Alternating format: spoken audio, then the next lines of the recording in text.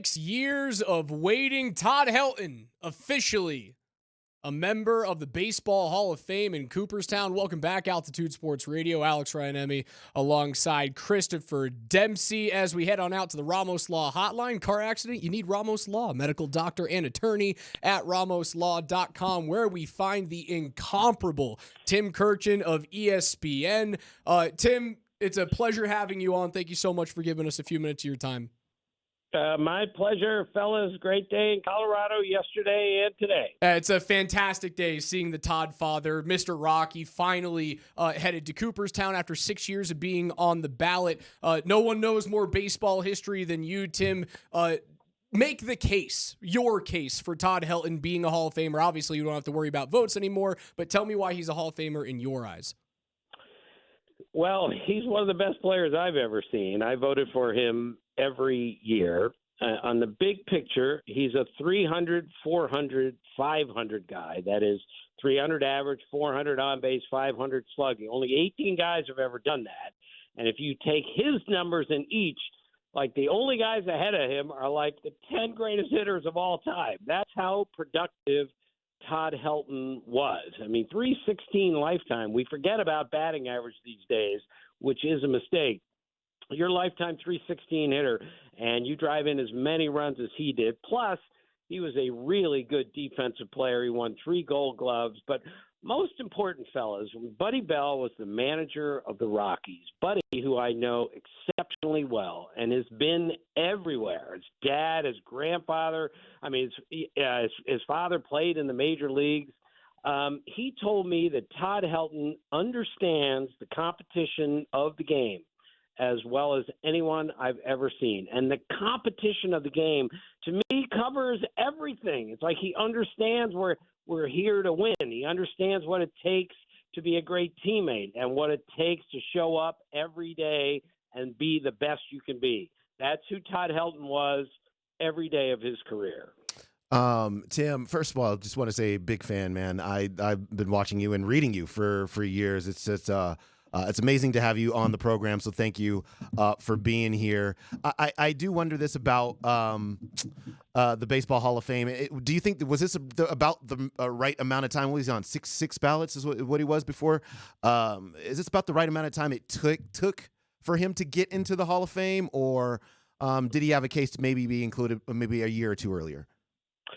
Well, again, I voted for him every year. I thought he should have been in the first year eligible. But this is how it works. I mean, Joe DiMaggio took 3 times to get in. So did Yogi Berra.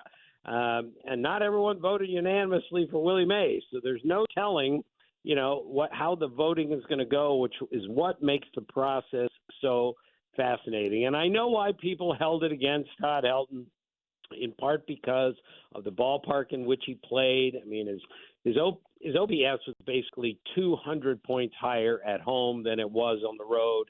That is a significant difference. However, I'm just not going to punish somebody who was drafted by a team that happened to play at altitude, and he was loyal enough, and they loyal enough to him, to keep him there for his entire career. I'm not going to punish somebody because of where he played. I understand there is a big advantage to playing at altitude, but at the same time, this guy could have played anywhere, and he could have played for anyone.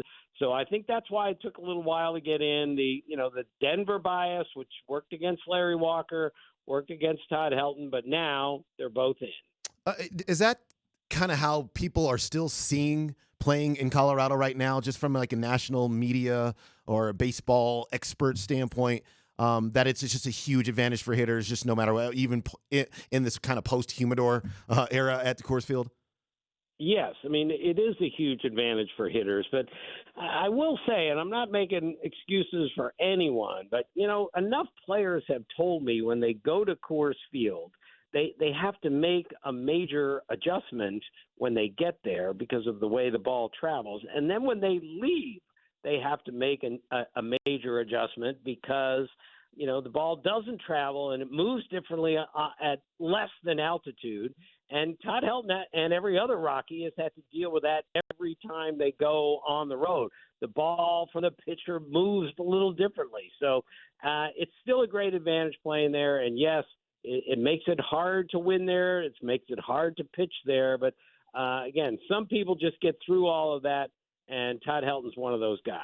ESPN's baseball insider Tim Kurkjian is our guest, courtesy of the Ramos Law Hotline on Demps and Company. Tim, you are a baseball historian. You've got like the Library of Alexandria in terms of baseball stats downstairs at your house. Give me a single stat about Todd Helton that blows your mind. Well, the fact that no one's hit 60 doubles in since the 30s. I mean, it's just amazing. And Todd Helton came the closest of anyone to get to 60 doubles. And even though Coors Field, the ball travels out of there, the fact that he was able to hit as many doubles as he did is something that we've lost in the game today, especially today. We hit the ball out of the ballpark. We strike out. We walk. We don't put the ball in play very often. He was a hitting machine. He was a gap machine. And when you just look at some of those great seasons that he had, I mean, he's not Lou Gehrig. Let's be clear about this.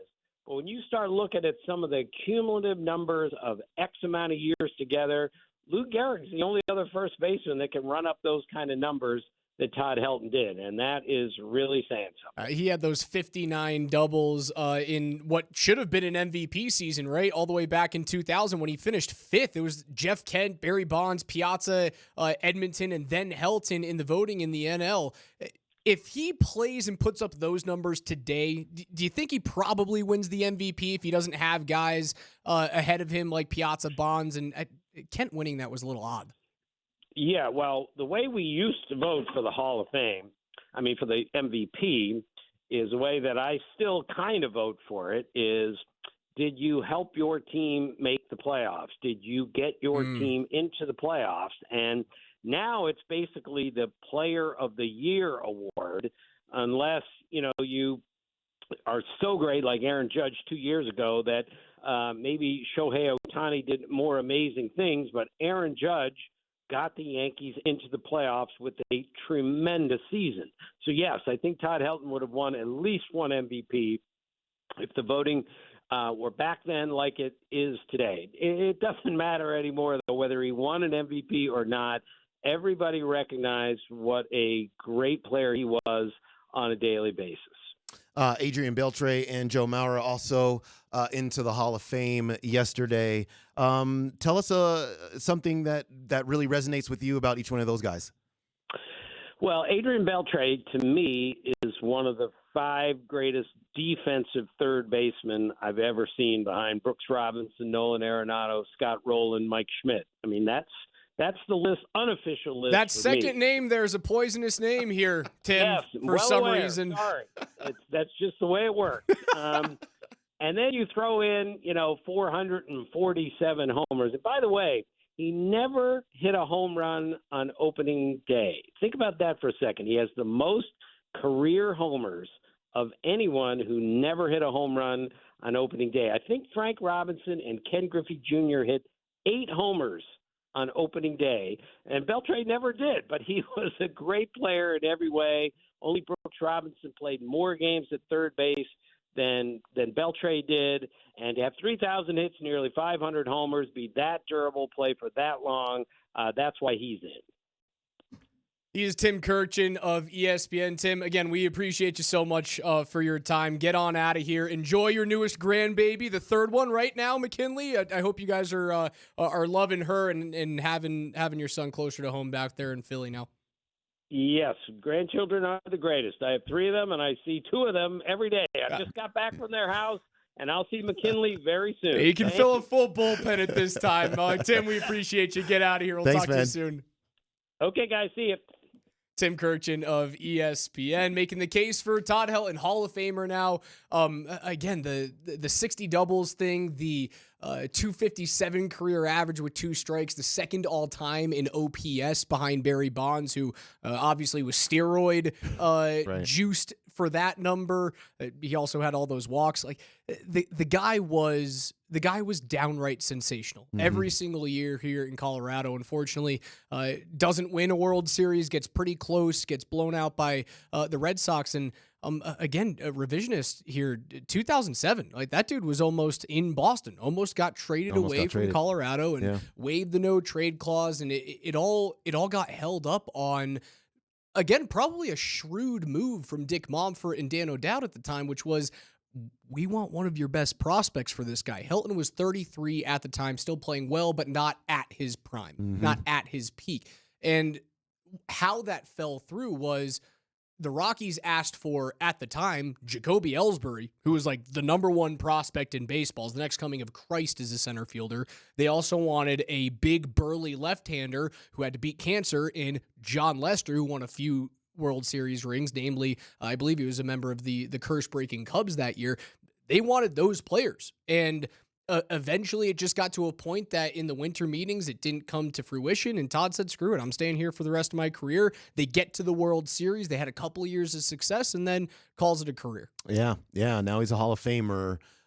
It was really cool to hear the guy at the Hall of Fame just say all 17 years of his career in one uniform. And look, in sports, we know how difficult, like that doesn't happen pretty much anymore. Guys just staying with a team, it's becoming more and more and more rare. It doesn't, but it happens a lot in Denver. It happens a ton in Denver. Because who wouldn't want to stay here? John Elway, Rod Smith plays his entire career here. Yeah. TD plays his entire career here, although it's cut short. Yeah. No, it's more of a newer school thing. Now we're going to watch Nikola Jokic play his whole career here. And we're going to watch Nathan McKinnon. His entire career. For sure. Milan Hajduk, his entire career. Mm-hmm. We're going to watch those things happen. It's just becoming a little bit more rare in sports that guys stick with a team for the entirety of their career. And it's a shame, man. You hear him say that. And again, I don't think there's a baseball mind out there that I appreciate more than Tim Kurkjian's. And again, like I made the joke, like he's got the Library of Alexandria in his house. Yeah. He has a full room that is lined with binder upon binder of box scores from every single day, every single game, dating back like 30 some odd years. It's crazy for him to bring up Nolan Arenado's name as the second greatest defensive third baseman that he has ever seen. And the fact that dude wasn't going to be a Rocky for his entire career. Yeah. It kills me. Yeah. Kills me because I know Moj gets all bent out of shape because Nolan forced his way out of here, but you could have made that relationship work. Well, he should have been the next Rocky in the Hall of Fame. Right. Arenado will be a Hall of Famer. Is he going to have a CR on his cap? I don't know. No, he will not. If he stays with St. Louis, gosh, the remainder of his career, and I don't know if there's anything swirling around him there. Then I bet he goes in as I bet he'll just forget his time in Colorado. And I agree with you. You know, the thing that really gets to me the most was I feel like you could have salvaged that relationship. And instead of that, you literally pay for him to go away. And that's very disappointing. Our special thanks to Tim Kurkjian of ESPN for joining us. If you missed any of that interview or the interview with Coach Michael Malone, just search the Michael Malone podcast wherever you get your pods, or Dempsey and Company on those same venues, Spotify, Apple, wherever you get your podcast. You can listen back to those interviews. On the other side, we got some Avs news that was uncovered this morning. 2 players of extreme note will be in the lineup tonight as the Avs take on the Capitals. We'll tell you what that means and hear from the head coach, Jared Bednar, on Altitude Sports Radio.